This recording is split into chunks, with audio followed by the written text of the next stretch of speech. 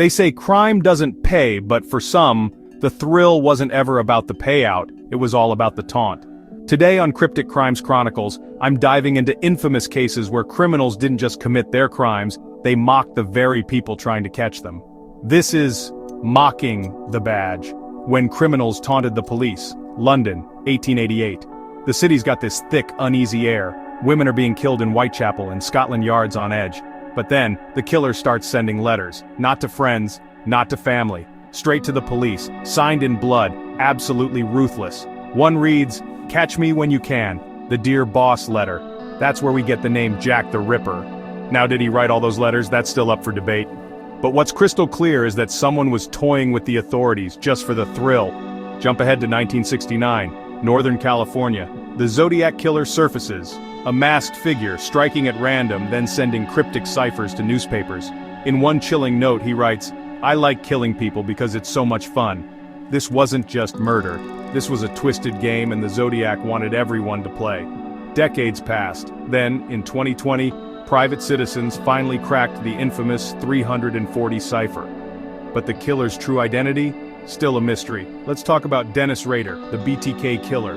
He sent horrifying packages to the media spelling out his crimes: bind, torture, kill. He even coined his own nickname. Talk about ego. After years of silence, he reemerges in 2004. He asks police whether a floppy disk can be traced. They say no, that was a total lie. They trace it right back to his church computer. His arrogance? It literally led to his arrest. Then there's the Unabomber, Ted Kaczynski. For 17 years he mailed bombs, but he also sent manifestos. In 1995 he said he'd stop the killing if his 35,000 word rant was published. The FBI actually agreed, and it worked. Kaczynski's brother recognized his writing style. So that taunt? It became the very thing that trapped him. Last, the Black Dahlia Avenger. Los Angeles, 1947. Elizabeth Short is found murdered, mutilated. Days later, a letter arrives at the LA Examiner, cut from newspaper clippings. Here is Dahlia's belongings. Inside, her birth certificate, photos, an address book. The killer was taunting investigators, and then vanished. The message was clear: I'm smarter than you. You'll never catch me. In every one of these cases, the criminals weren't just violent, they were vain. Their egos demanded attention. Sometimes it led to their downfall. Other times, the legend only grew. Mocking the law might thrill the criminal mind, but the badge, it never forgets.